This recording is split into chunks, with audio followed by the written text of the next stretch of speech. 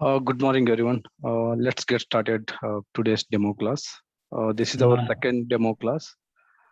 Uh, I'll just recap what we covered yesterday, and then we will start with the today's further continuation of that yesterday's class. So we gone through that course content. What are the course content for this entire 19C DBA workshop? What are the topics going to be covered?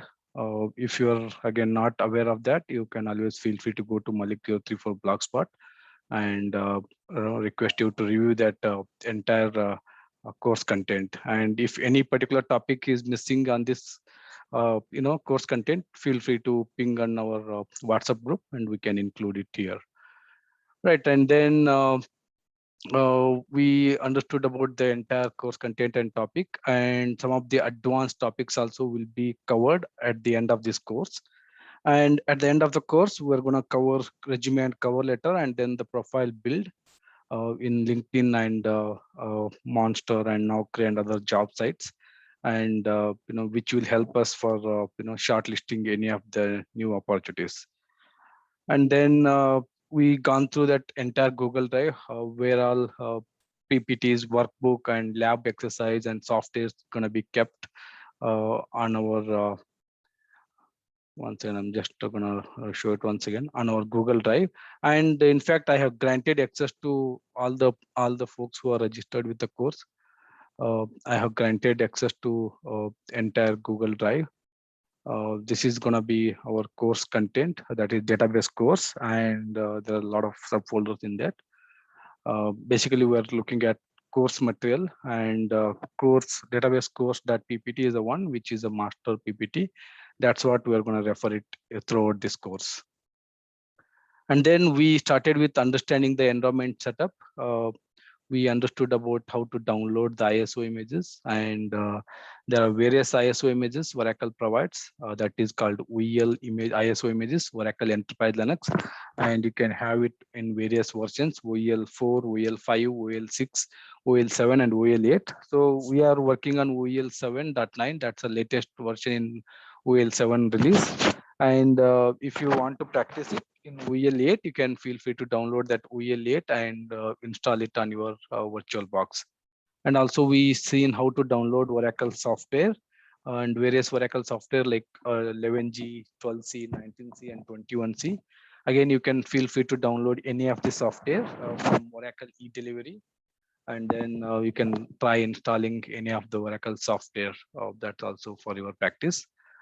And again, Oracle patches, we'll cover it during the patching exercise. So this Oracle patches cannot be freely downloaded. These patches can be downloaded only from Oracle support.com, which is a licensed one. And without license, you cannot get this Oracle patches. Oracle patches are released on quarterly basis: Q1, Q2, Q3, Q4, Jan, April, July, and October. So these quarterly patches can be applied on top of this Oracle software. Whatever the Oracle software you are going to install, that is 11G, 12C, 19C, those are like just a software based releases. On top of those base releases, you have to apply these Oracle patches. So these patches are quarterly patches, or security patches, or bug fixes, or CPU patches, or merge patches, or one-off patches. There might be n number of patches. We'll see detailed discussion in our patching and other separate course, separate session going forward. And we understood about VMware Workstation and Oracle VirtualBox. These are the hypervisor where you can install this software on your laptop or Windows. On top of that, you can install any of your VM, or either a VM, Windows VM, or Linux VM. Again, in Linux, you can install your OEL, Ubuntu, Red Hat, SUSE, and whatever the flavor you want, you can install it. But we are working with Oracle Enterprise Linux OEL. So, and then we are using the hypervisor Oracle VirtualBox, that is freely available from Oracle, and it's free of cost, no need of any license, and it is very much compatible with Oracle OEL ISO images and your Oracle softwares. And if you use your VMware Workstation, and there are some compatibility issues, and you need to install some compatibility RPMs and other stuff, other issues will be there. Again, like other caveat is this VMware Workstation is not freely available. That is a licensed one. But once you download that software, that is like 30 days trial period, you'll get it from VMware. But after that, you cannot access anymore. Like you have to purchase a license. So even I don't recommend to go with Oracle VMware Workstation. Rather, go with Oracle VirtualBox. And then we saw about installation of OEL 7.9, and we understood about the Linux partition, how to add a disk, how to verify the disk, and how to partition it, and how to mount it, and how to add it into your etcfs tab. And after that, we understood about M repository setup and how to install RPM manually or automatically using M repository, and how to remove the RPM, how to upgrade the RPM. Everything we saw at the RPM, uh, you know, uh, uh, along the side of RPM, like various commands we explored on that RPM. And then some other tools like WinSCP, PuTTY, and MobaXterm. These are like our normal tools where DBA, on our DBA day-to-day activities, we are regularly using these these softwares. And then we have the lab material for this one. Again, this is straightforward. Go to Oracle eDelivery, download that whatever the software you want. Once the download is done, Oracle software as well as Oracle Enterprise Linux ISO image, and start installing your particular ISO image. You try practicing it OEL5, OEL6, OEL7, and OEL8. See the difference, how the installation process varies from each version to each version. And once the installation is done, try installing your 11G database, 12C database, 12.1, 12.2, 19.3, and 21.3. These are like different database software versions released. And then try installing these different database version and see the difference. And in fact, in my YouTube channel, I explained about installation of all these various flavors of ISO images. If you have missed it, I request you to go back to my YouTube channel and watch this installation process, OEL5, OEL6, OEL7. And also I showed you installation process of 11.204, 12.1, 12.2, 19.3, and 21.3. So all these installation process also I showed you. If you are like missed those videos, like go back and refer those videos, and I strongly recommend you to do a practice and install it and delete after that. So just to feel that how the installation process works. Right, and then yeah, and we understood about the file system partitions, different partitions from the legacy system till that XFS, what are the various the file partitions exist. And this is a Red Hat official Red Hat site, which talks about each partition size, how much max that partition size can be grow. You can get it from this Red Hat site. You can just go to that. And we understood about the various Linux partitions and various folders, directory structures. Yeah, that's pretty much what we covered yesterday. And then some of the important common questions I posted yesterday in our WhatsApp group, around 20-22 questions what based upon our yesterday's topic. Like how you can connect your Linux server. That is basically using a PuTTY or MobaXterm, and that uses port 22. And how you can remotely connect your Windows system. You can connect using a remote desktop connection, and that uses support 3389. So these are like common questions. How we can copy the software between the Linux to Linux server using a SCP, that is secure copy. How to copy the software between Windows to Windows using WinSCP. You can copy software between Windows to Windows. How you can copy software between Windows to Linux or Linux to Windows. Again, you can make use of WinSCP. These are like common questions, basic questions they will ask.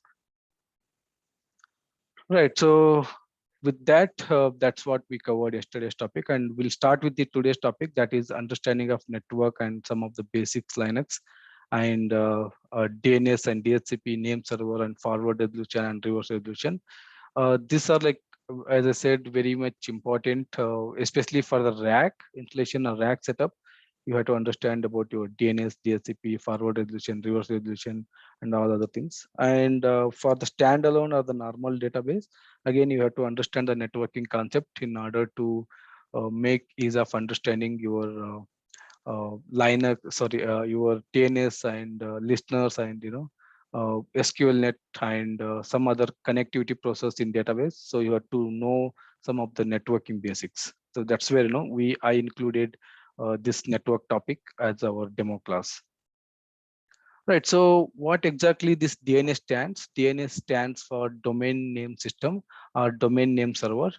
Uh, DNS is domain name server is nothing but one of your Linux server where you are going to configure that Linux server as your DNS server. So for example, if I take some of the company example like Wipro.com or Infosys.com or TCS.com, whatever this .com, right? These are called domains. Those domains are installed in one of the Linux server somewhere in the remote data center, and those Linux server act as a DNS servers, domain naming server or domain name system.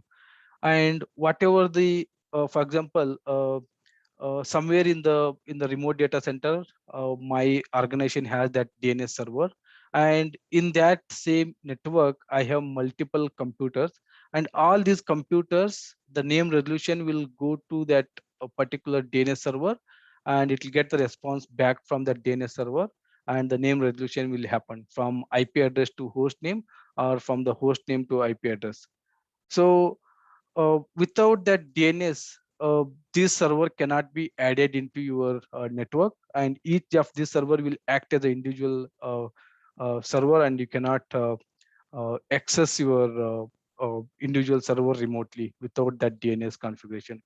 So that DNS server is a domain name server, a domain name system, and each organization has installed on a particular server, and that is very huge in configuration, like in terms of petabyte or terabyte in memory and RAM and storage, and all the it has its own database, and it has its own configuration where uh, any particular server with the IP address and the host name, whatever the assigned IP address and host name, will be kept inside that DNS server. Inside each of DNS server has its own database to handle those information. If you do NS lookup of your IP address, and you will get the host name, and if you do NS lookup of your host name, and you will get the IP address. So that is called your forward DNS and reverse DNS. The forward DNS is nothing but the DNS is queried for a host name uh, of a certain IP address. If you pass the IP address, your DNS server will get the host name. And the reverse DNS means if you pass the IP address, you'll get the host name. And if you pass the host name, and it will get the IP address. These are like forward DNS and the reverse DNS, they will call it as. And this name resolution will happen through your DNS server. And then, for example, this is my mail server and this is my web server, and then this mail server has to reach to my DNS server somewhere in your remote data center, and then that remote data center information, how this particular server is aware of, how this particular server knows what is my DNS server, that can be achieved with the help of your name server. Name server is nothing but your /etc resolve.config file, and name server is a server on an internet specialized in handling the queries regarding the location of your domain name servers. What exactly that mean? I'm going to demonstrate then how it works. This name server configuration will be available on each of every client machine in the file called etc resolve.config, and etc resolve.config will be having each and every name server configuration, and those name servers will help in forward DNS and reverse DNS via that name server, and the connection will pass to my DNS server. And just to simplify that one, I just connected one of my server here, and if I do cat etc, I'll do this one, host name. This is my node 1 local domain.com, and if I do host name hyphen I, this is my 133 is my IP address. This is node 1 local domain.com, assuming that this is somewhere in my remote data center, it is in my London data center, and then IP address for this host name is 10.38.4.133, and then uh, I have something called node 2. I'll just do host name here, and this is node to local domain.com, And if I do host name hyphen I, IP address for this one is 10.38.4.134. And see, I'm just going to repeat here 133, and this is my node 1, and 134, that is my node 2. And assuming that I have configured, I made this node 1 as my domain naming server. This is my DNS server, and this is somewhere in my remote data center, somewhere in London or New York or wherever, like in somewhere in remote data center. And this is my one of client. 134 is my one of client. So if I go back here, this is like one of my client. This node 2 is one of the client. And if I do ns lookup, ns, sorry, once again, ns lookup, if I do ns lookup of my node 2, and this ns lookup will go to my domain name server, that is 133, that is my node 1, and it will resolve the name, and it will get the IP address for that host name. So if I do ns lookup, I got 134. So 134 is the IP address for this node 2. How I am able to do ns lookup of this node 2? Because this node 2, this ns lookup command is goes to my DNS server, that is 133, and it resolves that host name as an IP address, and I got the IP address. If I do ns lookup of my IP address, I should get the host name, but probably I have not configured my reverse configuration, so I might not be getting here. Right, so I'm not configured my reverse DNS setup, so that's where if I do ns lookup of my IP address, I'm not getting that host name. But just to illustrate here, if you do ns lookup of your host name, you should get the IP address, and if you do ns lookup of your IP address, you should get your host name. So how this particular node 2 is able to reach my node 1 DNS server? That is because of my something called name server configuration. Where is my name server configuration?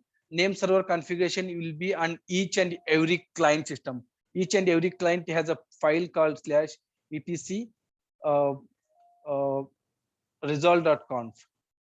Resolve.config is the configuration file which will holds your name server configuration file. That name server configuration file is nothing but that will direct to your DNS server.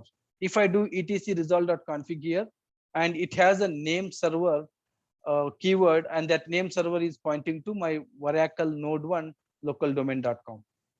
So this Oracle node 1 local domain.com, or you can have your node 1 local domain.com. So I can simply edit this one. These both are like duplicate name I kept here. Like I simply change this name as a node1.com, node 1 local domain.com. Give me a second, I'll just edit this one. Right, so this is what like your resolve.config looks like. So your name server is part of your DNS server, or your name server might be a separate server, and your name resolution will pass through that your name server, and it will reach to your DNS server. And just to illustrate with the diagram, uh, I have something called my different servers here. I can say this is my web server, and this is my DB server, and this is my uh, Apache server, and this is my uh, uh, reporting server. So these are like different Linux system. I can say this is my host one dot host one dot. I can say simply my organization, my domain is vip.com. Vip.com is my domain, and this is my host one, and this is my host two. Host 2 is here, and this is my host 3, and this is my host 4. So these are like my uh, clients, my servers in my organization. Different computer, different Linux boxes or different Windows boxes are installed in my organization. All these host names has my IP address like 192.168.1.100. So 100, and this will be like 101, and this will be like 102, and this will be like 103. Like these are my different IP address and different host names assigned to this particular Linux server. And then we have some, I have something called a DNS here. DNS. So this DNS is IP address. I can say this DNS is like the name of this DNS is vip.com. That is my domain. That is my domain of my organization, vip.com. So this particular domain also installed on one of my Linux server, and this also has my IP address 192.168.1. I can say 00 or like I can say 1005, whatever it is. I can say this is 005 is my domain DNS server. And if somebody do NS lookup, if I do NS lookup of my host1.vip.com, host1.vip.com. If somebody do NS lookup of this host name, and they should get IP address. That IP address is 192.168.1.100. So if somebody do NS lookup of host name, and they should get this IP address. How this NS lookup or the name resolution works, and this particular connection will go to my DNS server, and inside my DNS server it has its own database that called a cache database, and that database contains all the hosts available in my domain and my organization, all the host name and the respective IP address. Everything will be cached inside my DNS server, and it will search for that particular host name, and it will get the particular IP address, and it will return back that particular IP address. So that's how it works here. And how this particular client or this particular host knows where is my DNS server. For that, we have something called file /etc resolve.com. Resolve.com. The moment they do NS lookup host1.vip.com, and that connection will go to my etc resolve.com, it will read where is my name server. And that name server, sometimes what happens, that name server will be part of your DNS. Inside your DNS only you have something called your name server.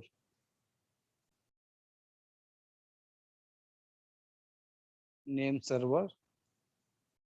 It will be part of your DNS server itself. Or you might have a name server, a different server altogether.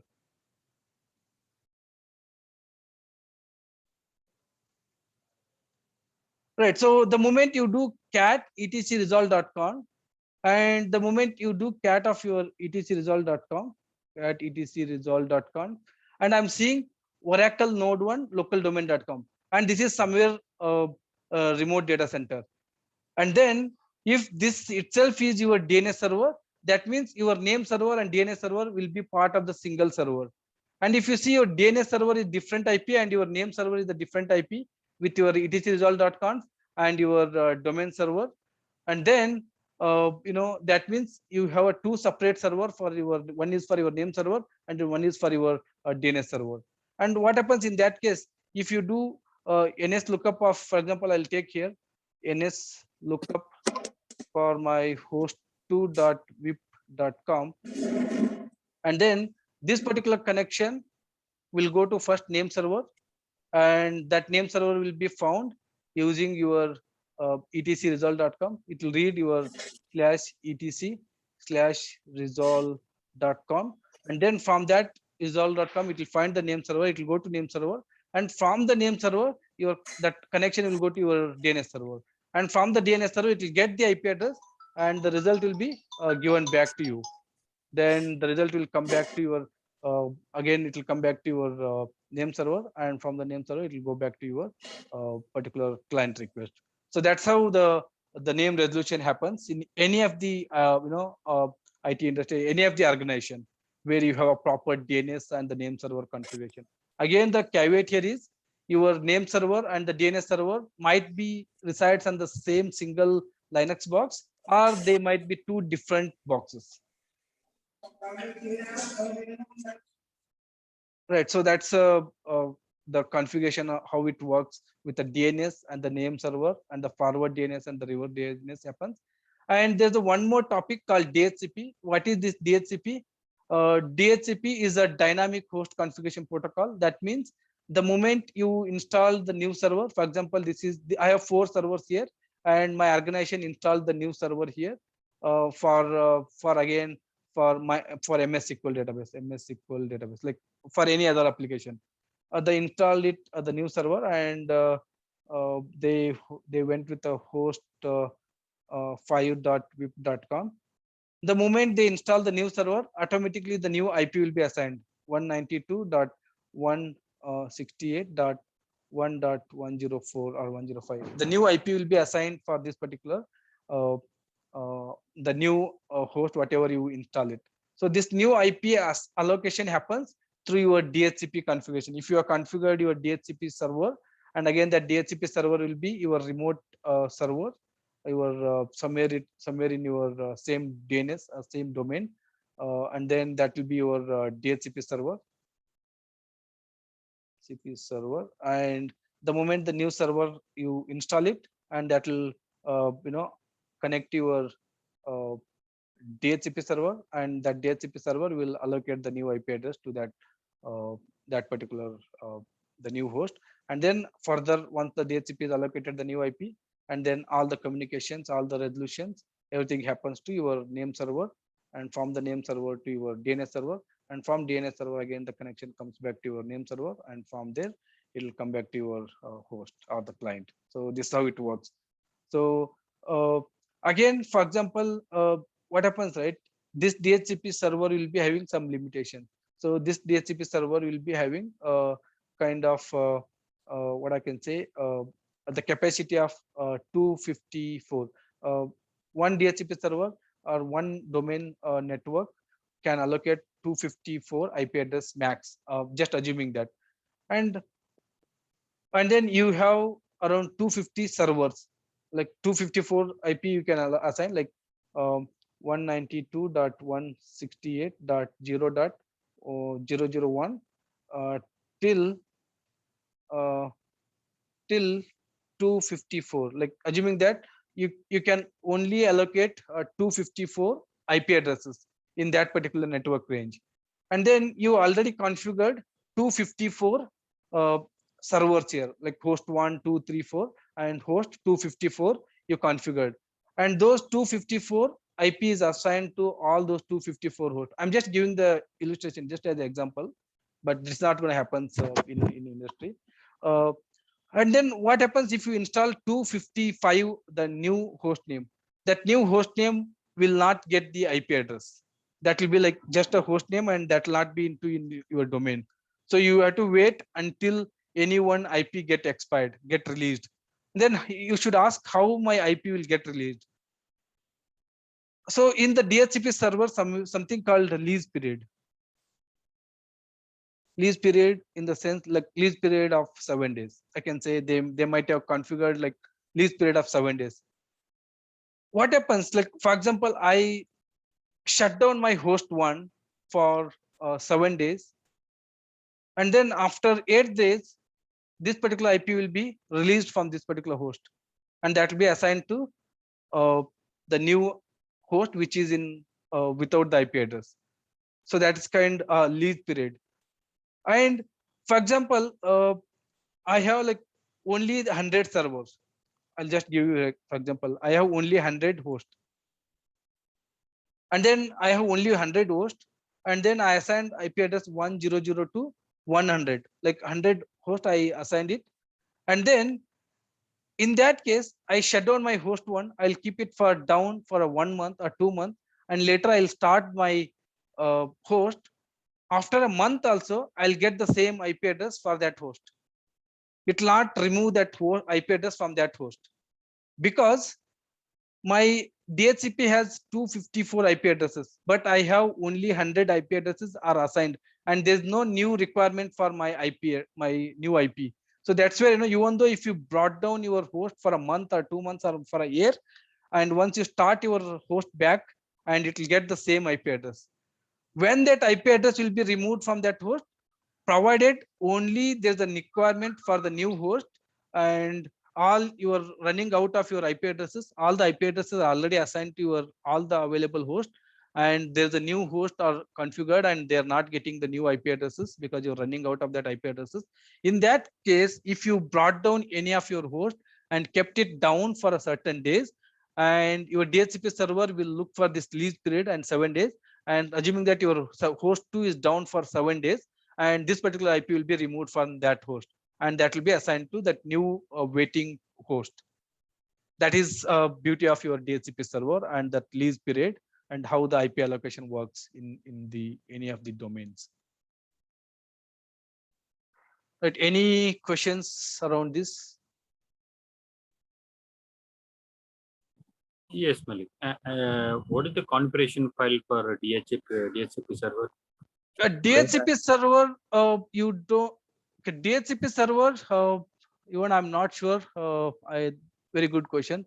In the host side, I don't see configuration for the DHCP server. I'll update you that. Even I am not sure on that, like which configuration file need to look into that. Okay. Definitely, I will answer you in our next class. Very good question, because I never worried which file my DHCP server will be. I don't think so any of the configuration file resides on the client side for the DHCP. I'll definitely update you on that. And Okay. even in fact, your DNS server also, you don't see any configuration file. You see only the name server configuration file at your client side. And that name server is responsible for resolving via reaching your DNS server. Okay. Right, I'll update you on that. The same way we mentioned the name server in resolve.conf. So some file we need to mention. Yeah, some file, yeah, probably that DHCP and the DNS, some file might be available. Like I'm not able to recollect it. Probably I'll do some research. I'll update you in next class. Where is the configuration file? Or like my DNS server will help for DHCP. I don't know. Like I'll update on that. Thank you. Right. So if that is clear, what I'll do, I'll just brief on some of the administrative tasks related to network. This is the attached file, which has some of the basics understanding of. I'm going to brief it here. One is your name.config. Okay, name.config is the one. Right, I got it.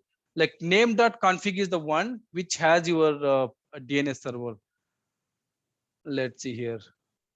So one is cat etc result.config, which has your name server, and there's something called name.config file which has your DNS details.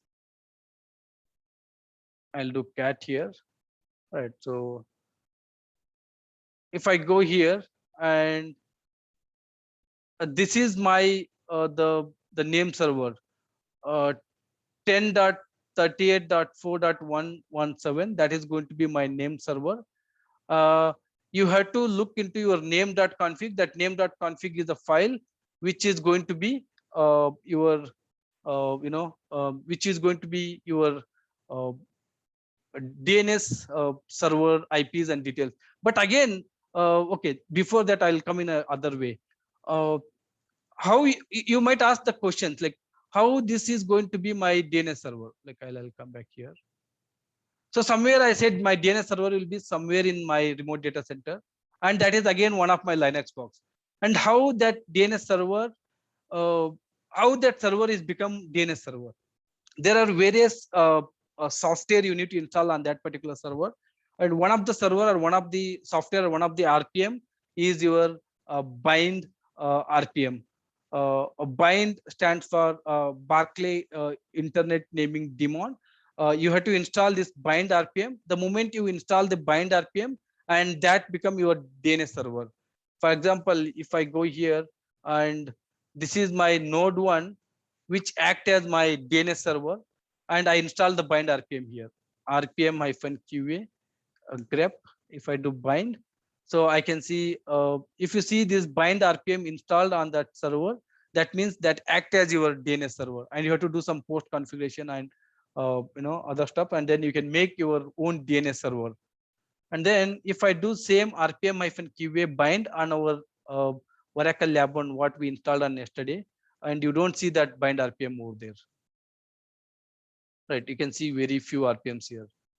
Here you can see like so many RPMs, because I installed that bind RPMs and I configured this as a DNS server. And any server, for example, this is Oracle Lab 1.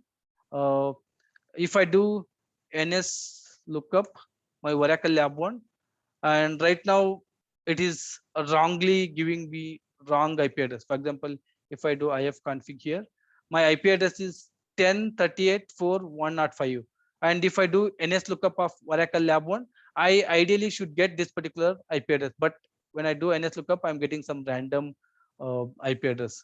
So this particular server, right, this particular Oracle Lab 1 is not configured with a proper DNS or proper domain naming server.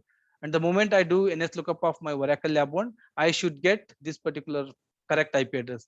So I can add this Oracle Lab 1 to my domain server. This is my domain server, right? Oracle node 1, sorry, node1.localdomain.com. This is my domain DNS server. I made it, and I can do NS lookup, and I can get the if I do NS lookup of my Oracle Lab 1, I can get the IP address. And if I do NS lookup of my IP address, I should get the host name for that. I can configure this host details into my DNS server, and I can able to resolve this particular IP addresses or the host name. So how I can do that one? I can simply go here, and I can give me a second here.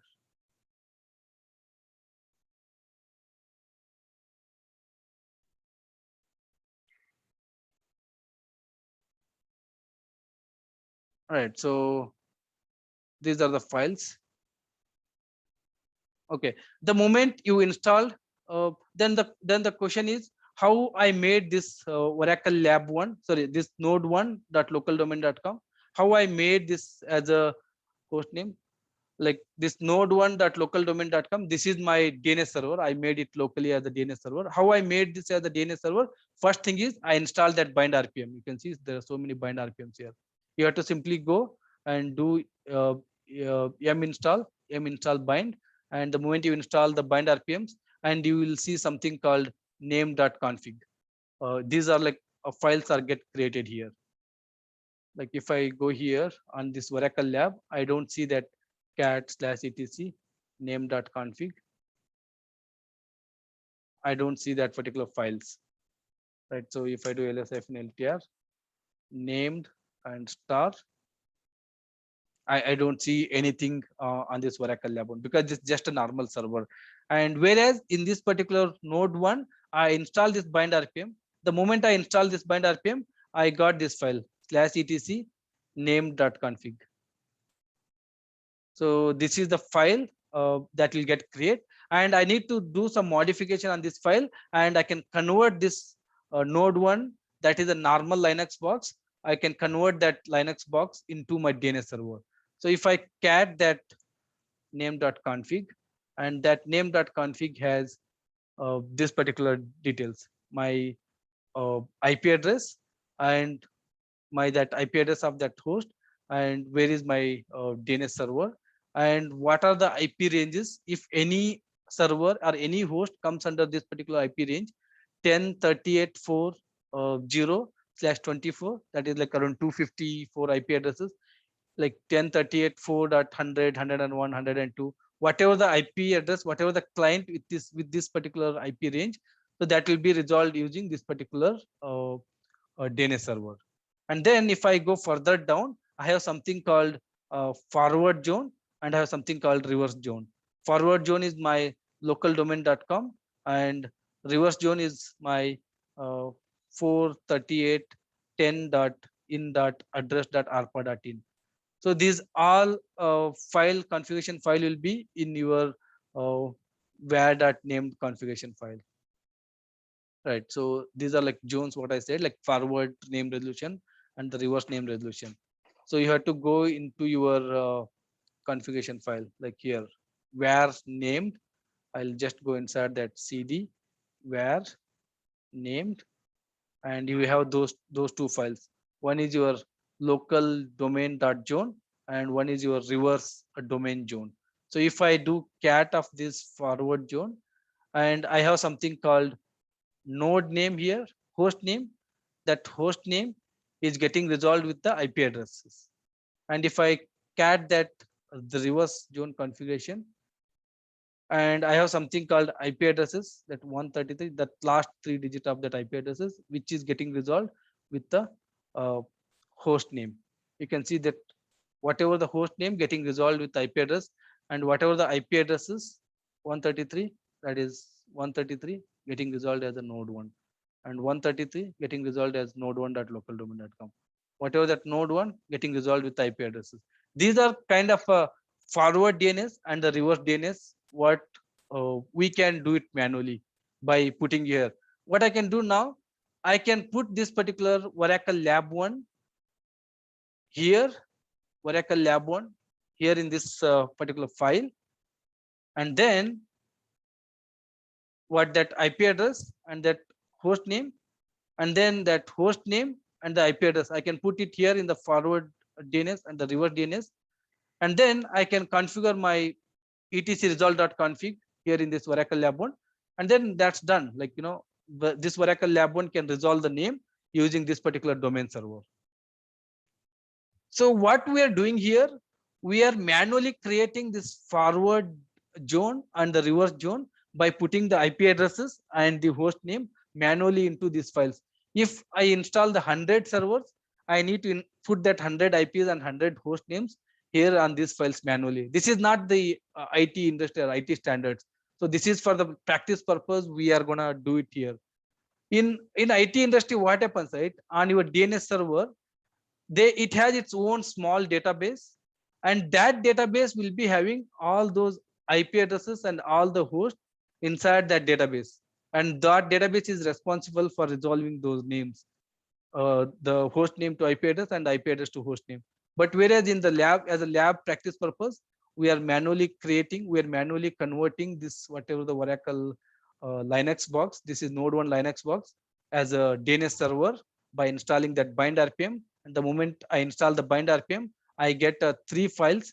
One is my name.config file. In the name.config file, I need to add that DNS IP address, that IP address of that server, and the range of IP addresses, whatever the IP address comes, that IP address range I need to put. And then I need to mention my forward zone and the reverse zone file.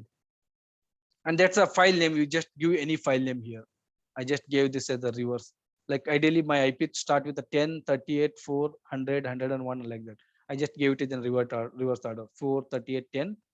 So that, you know, this is reverse zone, and this is the forward zone. And the moment you configure this forward zone and reverse zone, and you can go to your var name, and you see the same file with that, whatever the name you given with the forward zone and reverse zone, you can see the same file name here. You have to manually create these files, and once you create these files, you have to configure those host name with IP address and that IP address with the host name. Then only you are able to do. If I do host name, and then if I do ns lookup and then the host name, and then I'm able to get that particular IP address. For example, node 1 is my 133 IP address. Right. So that's the manual configuration, especially this, whatever I told so far, this DNS or the zones or the name server configuration, very mandatory, very much needed for your rack configuration. This is the extra topic I wanted to cover here, because you know, if you understand this DNS configuration and the name resolution, forward resolution and reverse resolution, so you can easily configure your rack setup. So if you closely observe here, what I'm doing, I'm resolving my node 1, node 2, and I'm resolving node 1 private IP, node 1, node 2 private IP, node 1 VIP, node 2 VIP, my scan 1, scan 2, and scan 3, all the scan. So these are like 8 to 9 IP addresses are needed for your rack setup. So I'll just everything will keep under uh, this forward zone, that is your local domain zone.com, and other one is your reverse zone.com. You can put your node 1, scan 2, scan 3. All you can put it whatever you need it, and you can configure your own rack setup at your laptop. Right. So yeah, then other file is your etc result.conf. So I already explained that one. If I go here, cat/etc result.com, that is your name server. So again, this name server, you can directly go into uh, you no need to go as a different server. You can just, as I say, like name server and DNS server might be different or might be part of same server. You can put your name server same as your DNS server, so that that will be in the etc result.conf. You just mention name server, and you can put this that the name server itself. Right. So that's a pretty much for this networking. And any questions here before I go further? So everything is here in this document. You can just refer it. Right. So if no questions, right, like I can just cover some of the basic understanding very much needed for our course. One is like our basic command, host name to get the IP address, sorry, host name of my server. So you will get the complete fully qualified host name, or you can use host name -f. Sometimes you don't see this fully qualified domain. You will see short name Oracle Lab 1, and you don't see this fully qualified domain name. So in that case, you need to use host name -f, and then you will see that fully qualified domain name if you use this -f. And if you use -i, then you will get the public IP address, the primary Ethernet port of that particular IP address. Host name -i. Right now it is not resolving. It is just a random IP it is taking. Ideally, if you type this host name, you should get the proper IP addresses. For example, if I type here host name -i, it should get the whatever the IP address assigned for this one, like ID ifconfig. So whatever the IP address it is assigned here, that the moment you do host name -i, that host IP address it should get here. So right now it is not giving because we installed yesterday with a brand new server, and some post configuration I need to do it here. So that's the way you can verify host name -i. It should return your public IP addresses. And then you might be having a various right now this particular Oracle Lab 1 has only one interfaces, like ENS 192 is only one interface you have it. You might be having a multiple interfaces, and to list out all those interfaces and all those IP addresses, you have to use ifconfig that will list out all the IP addresses. For example, this is 133 my rack server. So if I do ifconfig here, and you will see multiple interfaces on this particular server. I'll go up here, ENS 192, and then I'll go here, ENS 224, and I'll go further, ENS 256. These are my IP addresses, different Ethernet interfaces, and I can see ENS 192, that is 10.38.4.133, and ENS 224, that is 10.38.9.133, and ENS 256, and it does not have any IP address. And it basically has the three Ethernet or the three interfaces. And you might ask the question, I have something called ENS 192 and ENS 192 colon 1 colon 2 colon 3. These are nothing but VLANs. That's again the in-depth concept of VLANing, the virtual LAN, like whatever the range of IPs will bifurcate or segregate into different VLANs, and then we'll assign it to the separate VLAN tagging.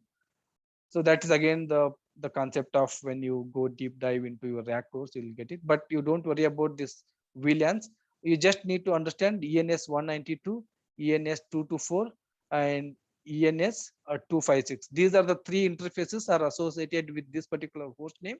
And out of that, the two interfaces have IP addresses and one interface does not have the IP addresses.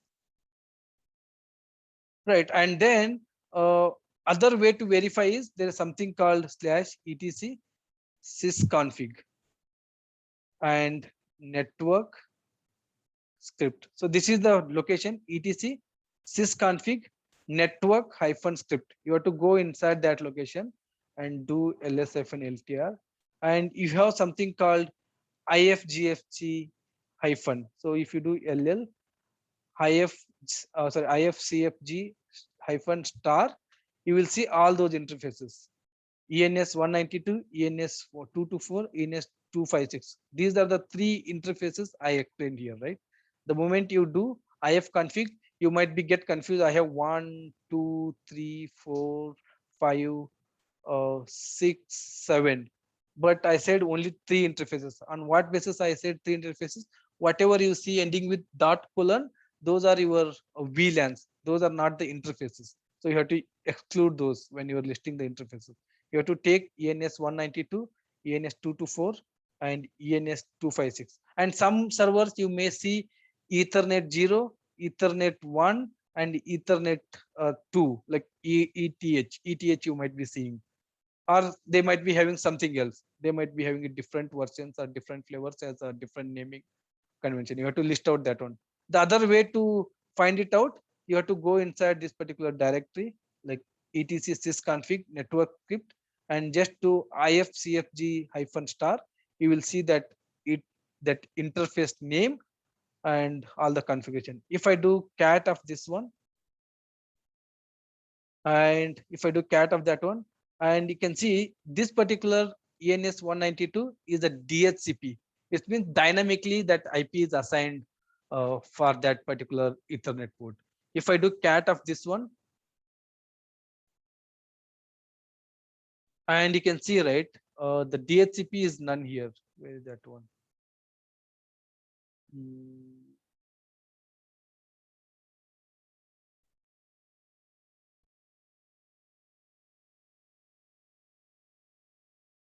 Okay, boot. Okay, boot proto is configured as a DHCP here, and here boot proto I kept it as a none. If you kept it as a none, it become a static IP address. So you have to go to this particular IP address. The next keyword you have to add, and you have to mention that static IP address here. And here in this particular ENS 192, I mentioned boot proto as a DHCP, and I have not mentioned that IP address here. And here in this particular IFGFC 224, and I mentioned boot proto as a none, and I mentioned IP address specifically. This is my static IP address. Right, and the other one, like 225, it does not have any IP address. I have not configured here. And you can see boot proto as a DHCP, but this is not configured with any of the IP addresses. And the other way to verify is you can simply go to your I'll connect here the GUI mode of the server, and most of the time we'll not be having access to the GUI mode. So I'll connect to that host. This is my node 1. So I'm connecting the remote session of my node 1. Cancel. I'll connect with the root user.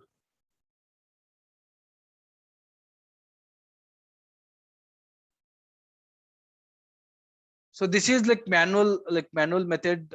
You can verify your configuration file going under your /etc sysconfig network script. And other way, like GUI mode, connect to that server with the GUI mode and go under this application system tools, and then settings, and then go to your the networking, and you will see that ENS 192, ENS 224, and ENS 256. It is not connected. It does not have any IP addresses. And if I click on the settings here, and you can see this is enabled. And if I go to IPv4, and you can see automatic DHCP is enabled here. That's where that 192 is a DHCP enabled IP is getting from my DHCP server. And this 224, I told it's a static one. You can see 224. This is my 224, and boot proto is none, and I specifically mentioned this IP address so that you can verify here. This is 224. Click on the settings. Again, this is checkbox, means that IP address will be get assigned the moment server restarts. And if I go to this IPv4, and you can see this is a manual method here, not a DHCP one. Manual method, I mentioned that particular IP address 10.38 9.133 and the net mask. So because of this manual entry, and that become my static IP address. Right. So and then this one 256, it is not enabled. So you can see connect automatically, that is not enabled. That's where there's no IP. If I enable this one, and that interface also will get the new IP address. Any questions? I'll just reiterate like how to set those DHCP or the static IP addresses. Go to application and system tools and settings, and in the settings go to that networking. Scroll down here, the networking. Once you click on this networking, you will see these interfaces, whatever you configured with the interfaces, ENS 192.224, and sometimes you will see ETH0, ETH1, and ETH3. The name might be different, varies from various version to version. And then once that is done, you have to make sure that click on the settings and enable that checkbox, so that it will automatically take the IP address after you restart the server. And then what IP address you want, whether you want a DHCP or whether you want a manual IP address, you can decide it. Malik, the interfaces which you shown, that is it came automatically, or we need to add it? Yeah, that yeah, you have to add it here. Like I'll show you one more time where you can add it. You in your virtual box. I'll just open it here. Okay, I don't have that. I don't have that server here. I'll just simply take one of the new server. I'll just take Oracle Lab 1. I'll just create some random. Right. So settings, and go to this networking and bridge adapter. If I enable only adapter 1, that I'll get only one interface. If I enable that adapter 2, I'll get the 2 interfaces. If I enable the adapter 3, I'll get the 3 interfaces. Based upon these adapters, you will get those many interfaces at your server the moment you start your server. Okay, got it.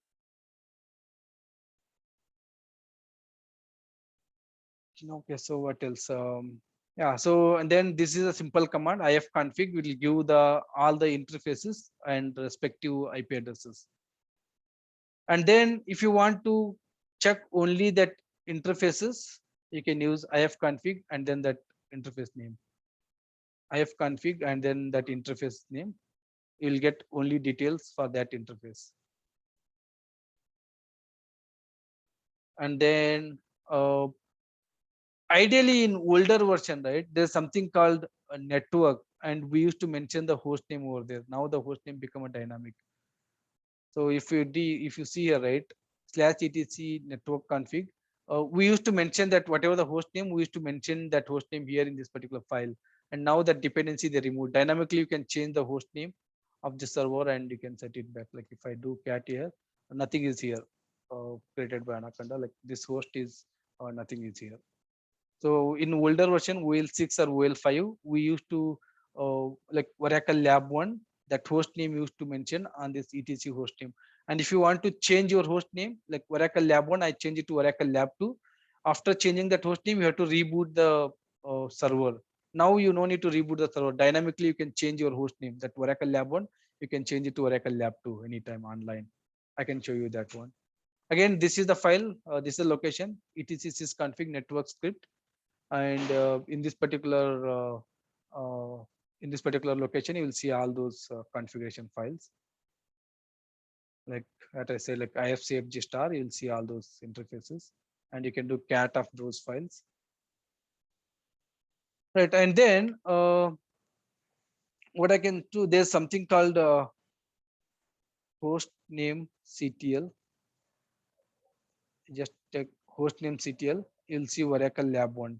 Host name CTL, you can check status also, and you'll see the same, like whatever the host name. And to change that host name, like host name CTL, set hyphen host name, and whatever this Oracle Lab 1, I'll change it as a Oracle Lab 2. Right, so you got your sorry, I'll just do host name, and you can see my, even though this session said like Oracle Lab 1, but your host name got changed dynamically as a host 2. And if you log out and log in, and this particular session, this will go off. Like I'll reconnect this session. I'll just simply exit, and I'll reconnect, and then you'll see that Oracle Lab 1, whatever you're seeing, it will be changed to Oracle Lab 2. You no need to restart your server. Starting with this VL7, you no need to reboot your, you can see that it changed to Oracle Lab 2. So you can see simply hostname CTL status now. You will see that this got changed as a Oracle Lab 2. Again, you can change it back to Oracle Lab 1. So this is kind of a dynamically with the 7 Oracle VL7. In VL6 and 5, you need to restart your VM in order to change that host name. Right. So now we can check the status. Now it is set back to your Oracle Lab 1. Again, this particular session is still pointing to Oracle Lab 2. You have to exit from your session and you have to reconnect.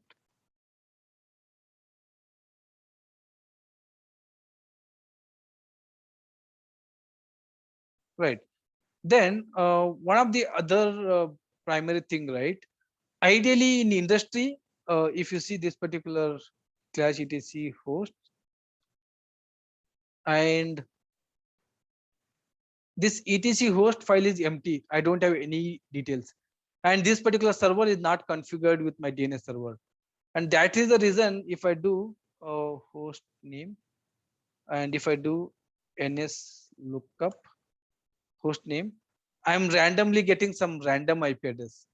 I ideally should get, if I do this ns lookup of my host name, ideally I should get this particular IP address, but I'm not getting here because this first thing is this particular host is not into domain. And to avoid that one, right, to avoid your domain, and you want to manually like resolve your names, you can add that host name and IP address into your etc host. For example, what I'll do, I'll take this particular IP address, and I can take this particular host name, and then fully qualified domain name and the short name. Right, you can see, right, IP address, and this is your fully qualified host name, and this is your short host name. I'll just take all these 3 entries, and I'll do vi slash etc slash etc hosts, and I'm gonna add it here.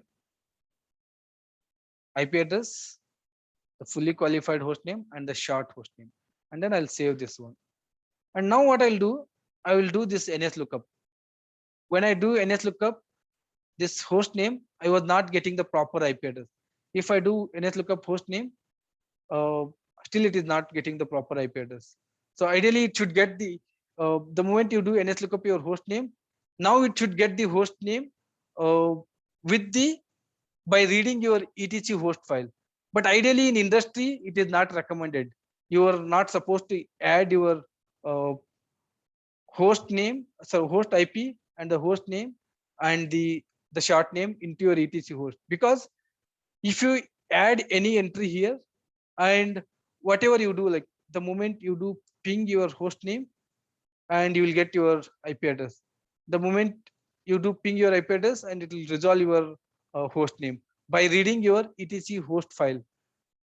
That indicates your totally removing your DHCP server, a DNS server, and you're manually resolving your host and IP using your etc host file. That is not advisable, because in industry standards, any particular server, any name resolution or any IP resolution has to happen through your DNS server, and it is not advisable to add entry into your etc host file.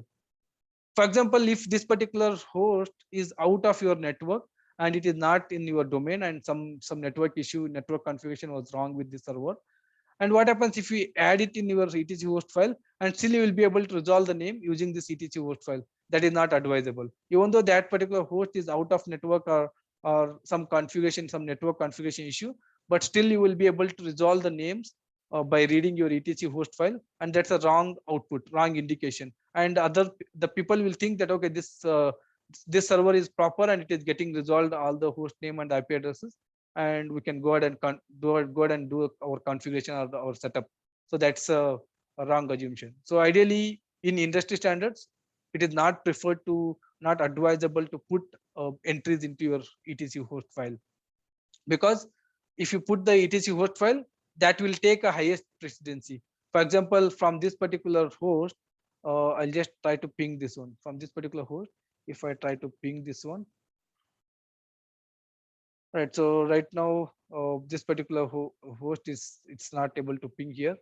And if I do ping, sorry, ping IP address from here, so I'm able to ping this IP address, but I'm not able to ping that host. And even though this particular host is not in the uh, same domain, or not configured with the domain server, and still I'm able to connect to this particular IP or this particular host. For example, if I do SSH root at the rate that IP address, and I can able to connect, right? So why I'm able to connect to this particular Oracle lab? Because I have added entry into my etc host here. So etc host entry I have added here. Because of that etc host, I'm able to connect to this particular Oracle lab one. I'll go here on this 133 server, and what I do, I can simply slash etc host file. I'll go to this particular host file. I'll go at the bottom of that host file, and then I can add it here, that Oracle lab one. So this Oracle lab one details, I'll add it here. Right now, if you see, right, I'm not able to ping that uh, host name. Sorry, I'm not able to ping that host with IP host name. Now, if I do ping with that host name, I'm able to do that ping. Right, you can see I'm able to ping that host. You can see 10.38.4.1.5. How I'm able to achieve this for this host name? I'm able to resolve with IP address, even though Using that, that. yeah, by reading that etc host file. That is a totally wrong configuration. That is not advisable. All the servers or all the hosts should be resolved with your DNS server. So you should not add any entries into your host file, provided if there's a mandatory requirement, you can go ahead and add it, but otherwise you no need to add it here. So now if I do SSH root at the rate host name, I'm able to connect to that Oracle lab one. Even with the host name, I'm able to resolve that IP address, because by just by reading etc host file, I'm able to resolve that IP with the host and host with the IP that I'm able to connect. So that is not advisable. Even though this Oracle lab one is not on that the same domain server and not on the same domain name, but still I'm able to connect from this particular domain server. Right. So yeah, that's a pretty much like other few interesting things, right? Right. So here, right, in this particular Oracle lab one, this is my interface. So the command what I showed you to get the configuration of that is just simply use that ifconfig and that particular interface, ifconfig and that interface. Uh, Only it will give that interface output.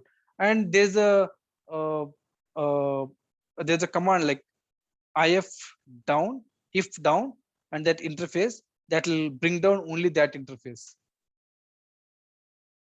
And if up, that bring up that particular interface. I'll just log out here. Right, that particular server went down.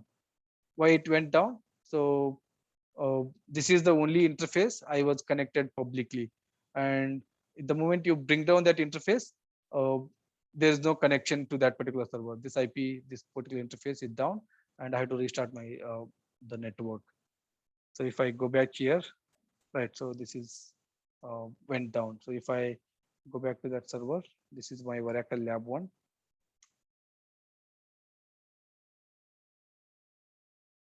So I'll just finish. Right, so if I go application, system tools, settings, and networking, and you can see this interface went down. And now if I simply show it here with the GUI and then this one, so if I do ifconfig here, this Oracle Lab 1, so it will not be having any IP address with that interface. ENS 192, it does not have that IP address because we did IF down and that interface. If I do IF up and that interface, ENS 192, ENS 192, that interface will come up now. IF up, so you can see automatically this toggle is enabled here, connected. Right now, if I do IF config here, I should get the IP address. You can see 10.38.4.105. And then if I do again IF down, ENS 192, this toggle button will be automatically disabled and this that IP will be removed. So if I do IF down, you can see this particular toggle button is become disabled, and that is ENS 192 disconnected successfully. And if I do IF config, and then I'm able to see that it does not have any IP address. So if you connected with your remote session via PuTTY, and the moment you do if down, you will lose your connection. And if you connected with the GUI mode, and then this is like your the physical connection, and then it will not go off. And again, I will do IF up, and then that interface will come online. IF config, ENS 192, and I can see that IP address for that. And the other way, if you have like multiple interfaces, like interface 1, 2, 3, 4, you want to restart all those interfaces. There's a service network restart that will restart all my network. If I 3, 4 interfaces, all those 3, 4 interfaces will be restarted. Service network restart. My network, like if the moment I do one more time, it will go off and it will come online. That's like other way you can restart your network. Like ideally we don't do it, but yeah, as a DBA, like these are like basic steps you should understand. Right, so what else? Yeah, that's pretty much what I wanted to cover it as part of this network understanding. Any questions or any particular doubts you have, like we can take it up. Otherwise, we can wind up this today's session. And starting from Monday, probably we'll start our the actual course, starting with our installation and understanding the architecture. And we'll do one more time Linux installation and some of the post configuration steps and all those things. We will take it from Monday onwards. I think I have granted access to Google Drive for the folks who are registered, and go through those previous videos if you want to, and try to access all those lab materials and be handy with those the workbook and the lab materials, and then it will be easy for going forward during the class. Malik, is there any specific reason for adding multiple interfaces? One interface is enough to. Yeah, for the standalone, one interface is enough. For the rack, right? As I told, for the rack itself, you need your public IP, you need your private IP, you need your VIP, and you need your scan IPs. And that's the reason you should have the multiple interfaces, especially for the rack. For the standalone, that single interface is more than enough.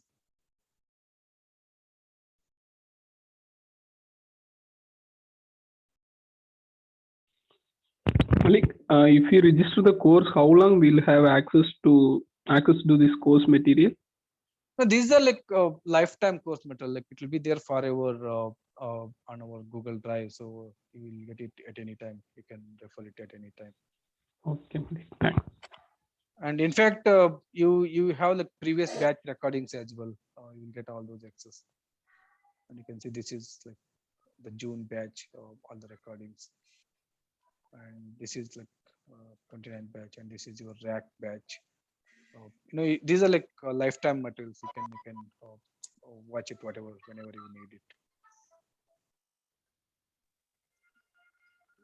Malik, you said that the crack course will be started in mid of October. Will it be the same time or it will be different?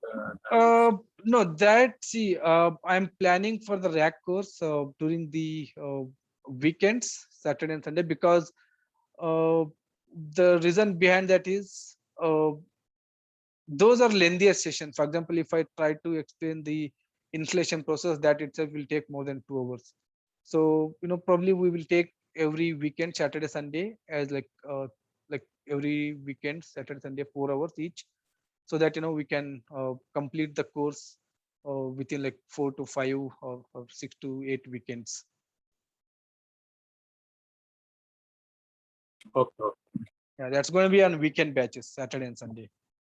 The same timing, 9 a.m. to 9 a.m. to probably 1 p.m. IST. The timings I have not confirmed. That I'll confirm it. So many people are waiting for the React course. Probably I'll very soon I'll announce that track course, and then we'll see that one. Yeah, the rack is going to be very much interesting. A lot of new concept and new learnings. Yeah. Like any document is there for preparation of admin 1 certification? Any what is that question?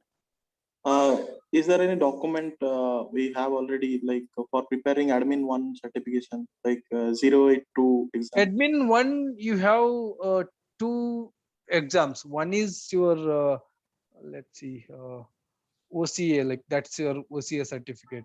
You have 2 exams for that one, and one is your basic SQLs you have to pass, No, and then with 19C it is changed. I think it is purely into the admins. yeah, that's correct.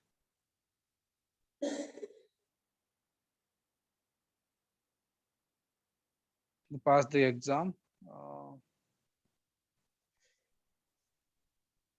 Oracle database 12C administration. So 1Z0082 is the number that I am Okay. looking.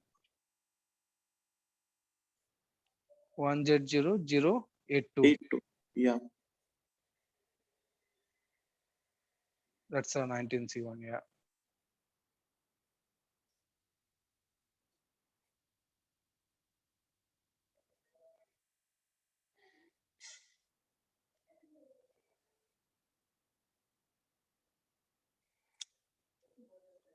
Let's see what are the topics.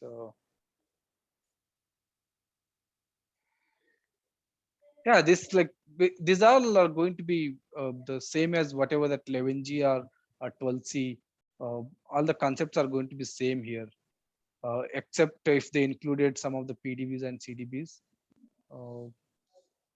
Let's see here. Like all are like basics only. Like these are like common for whether it's a 12C or 11G. So for example, they included here in when I did a certificate, I did in 11G and then upgraded to 12C and then upgraded to 19C.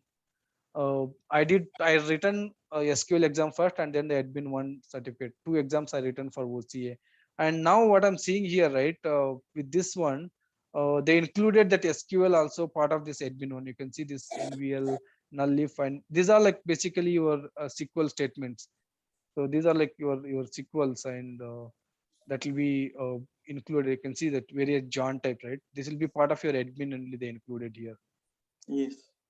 See Oracle database introduction to SQL. So now when I did like I return SQL exam separate and then the admin exam separate. So you can see right now they included part of everything is in one exam. These are like related to SQL.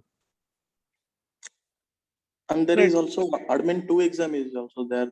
That syllabus is different to this course. I think that is having Golden Gate and all. Okay. So why admin 2 is okay? Admin 2 is what? That is 083. The number is 0. Wait a second.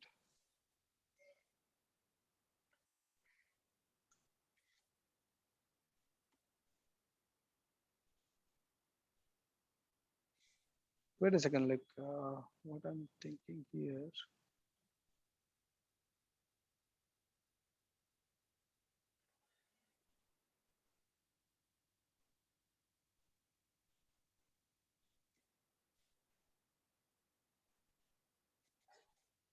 Yeah, these exam topics are different. Okay, this is your uh, OCP. This is like advanced one. So this is somewhat, it is much difficult, I can say. Don't attempt for this one right now until you go with your, admin one. Okay. Yeah, this admin one, right? This is your OCA. Like you'll get the moment you, no, this is certified professional. You become an, No, these exam topics are whether this course completes these exam topics or no, not. okay, this will not be there. Like this SQL will be separate.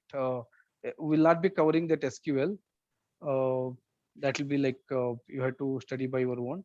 And however, like I think I already uploaded few of the uh, SQLs. Did I? Let's see. I hope I uploaded.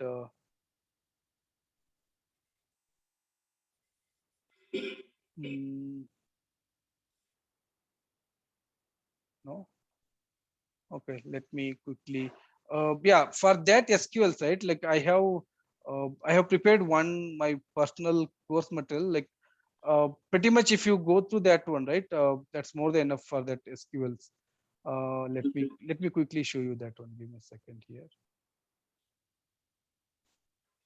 Okay, yeah, here it is. So uh, this is my SQL notes. So I that pretty much whatever you were talking about admin guide.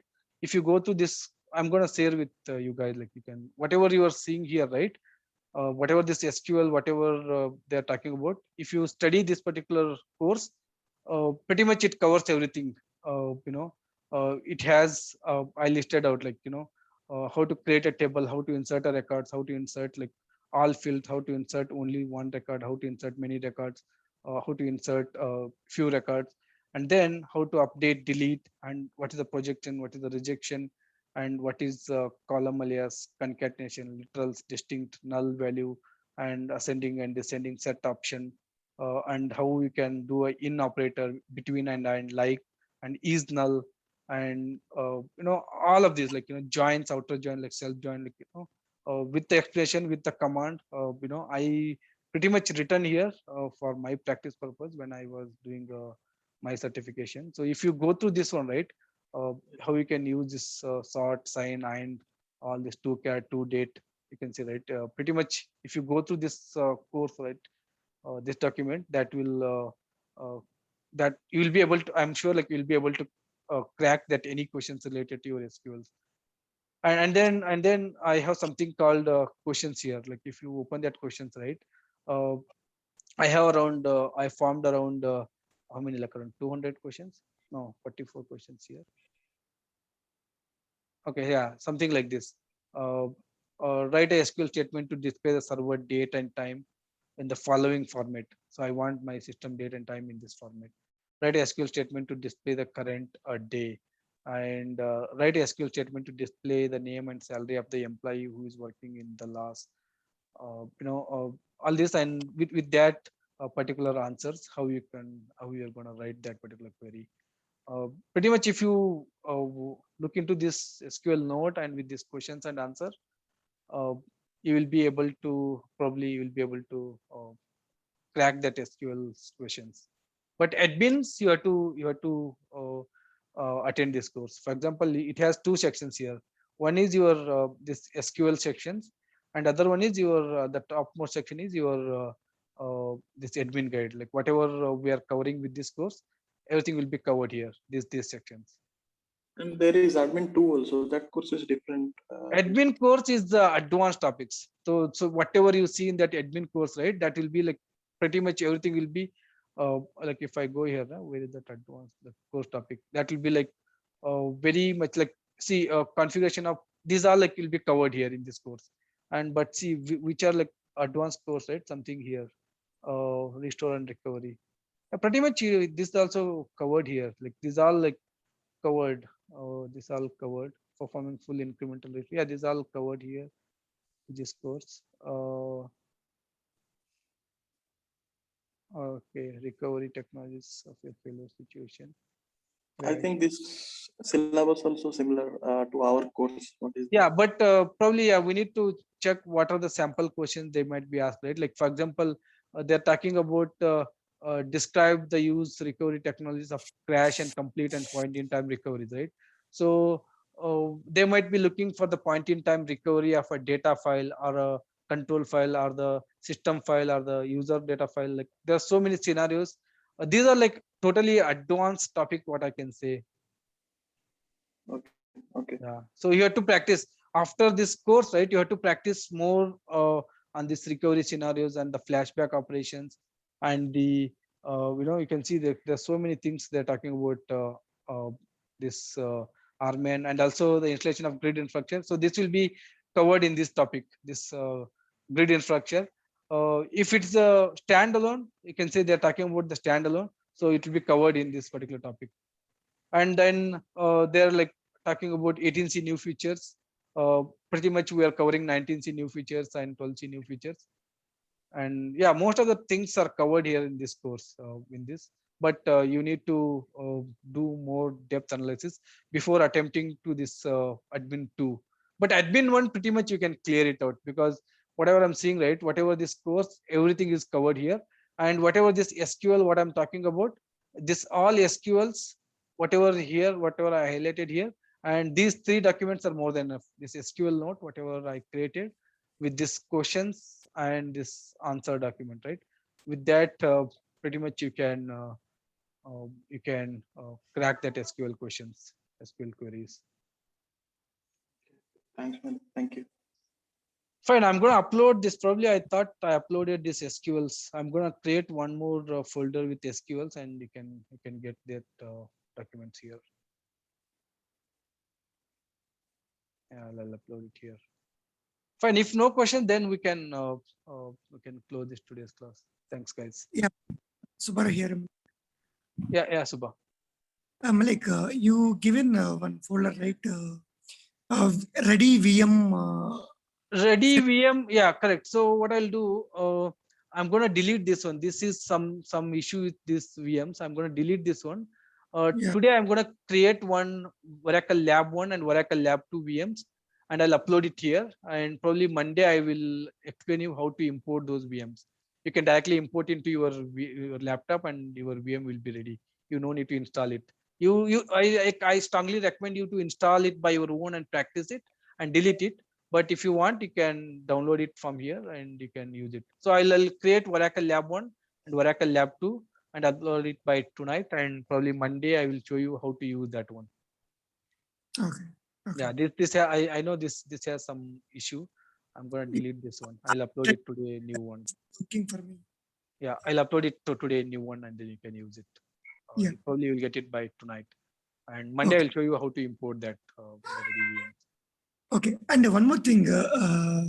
Actually, I have done my 11G OCS certification. I think long back. Okay. 4 years. Okay.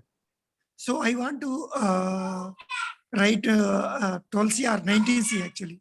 You So can what is directly go with the 19C upgrade, no? From 11G to 19C upgrade path. okay. My question is directly we need to 19C or a base that is 11C, 12, sorry, 12C also.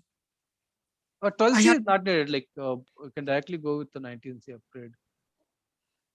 From 11G to directly 19C, right? Yeah. You can go there. But So what is I the certification exam? I don't know exactly. I'll get you ready for that 19C. Yeah. Is there any dumps? Please share. That is also helpful. Yeah. Chalo guys, like if no question, then we can stop this session and we'll connect. Hey Malik, quickly one question. Like, I'm Razak. I have registered for this course, but I didn't receive any updates over email. I just pinged you my email address over the chat, and if you can add me there. No, I think probably I already granted. What's your email ID? I just pinged you on the mock chat. You can see like sk.abdulrazak09546 @gmail.com. Because I'm looking for an update, but I didn't receive in my email. So You pinged in the chat, right? yeah, in the Zoom chat. Yeah. When did you register? Actually, I registered couple of days, like couple of days back, but I didn't Okay. receive any update. Can you I ping missed- me in my WhatsApp? I'll take care of that. Okay, sure. I'll Okay. take the number from LinkedIn. Yeah. Yeah. You don't have my number? I can ping you in the chat here. Yeah. You can ping me here so that it will be easy. Yeah. Wait a second.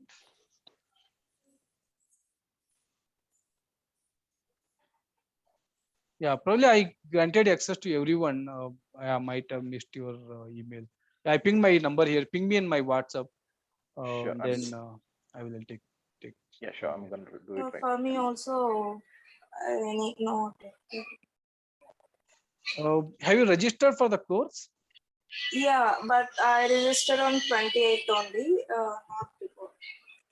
No, like okay, there's a confusion. Like, registered in the sense you registered on the blog, on my blog. Yeah. Okay, I so think so. the point here is like you have to make a payment and send me that screenshot along with your email ID. Once you make a payment and send me your email ID, then only I can take it further. So just by registering, I cannot grant the access on these materials. Okay, You have to is make a this- payment and then. Yeah, is this your GPay number so that I can pay or Yeah, how to definitely. payment? Yeah. Okay, sure. You can